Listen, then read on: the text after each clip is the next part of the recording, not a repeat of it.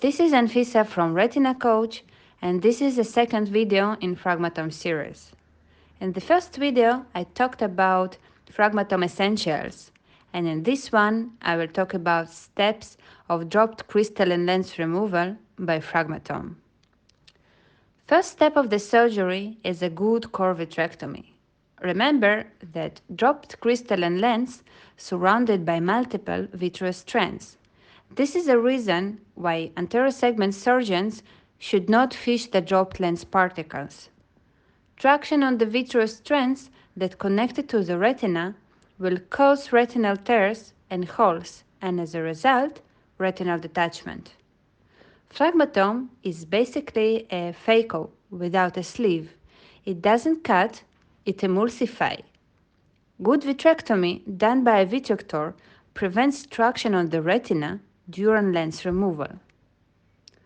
The second step of the surgery is removal of the cannula, followed by peritomy, possible diathermy, and then enlargement of the scleral incision by straight or angled 19-gauge MVR blade. For the right-handed surgeon, better to remove the right upper cannula. Other option is to make additional scleral incision by MVR blade without removal of the cannula.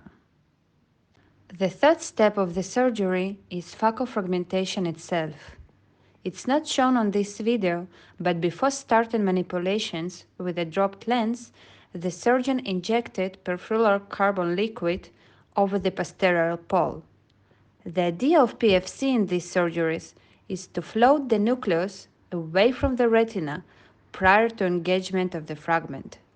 The weight of the whole lens and sharp lens pieces can cause mechanical damage of the retina. PFC helps to protect the macula during removal of the lens fragments. Press the foot pedal to induce a vacuum and catch a lens particle.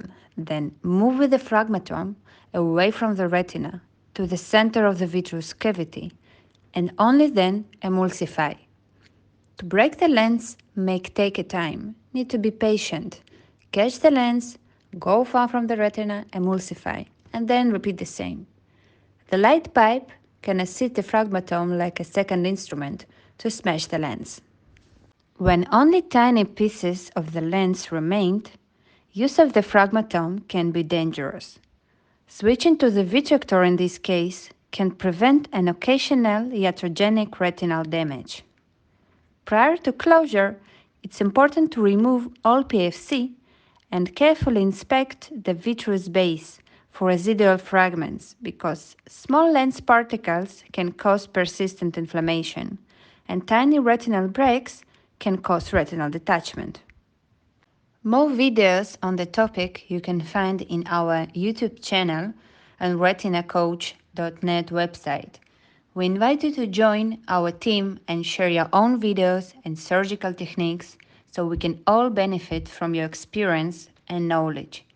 Thank you for your attention.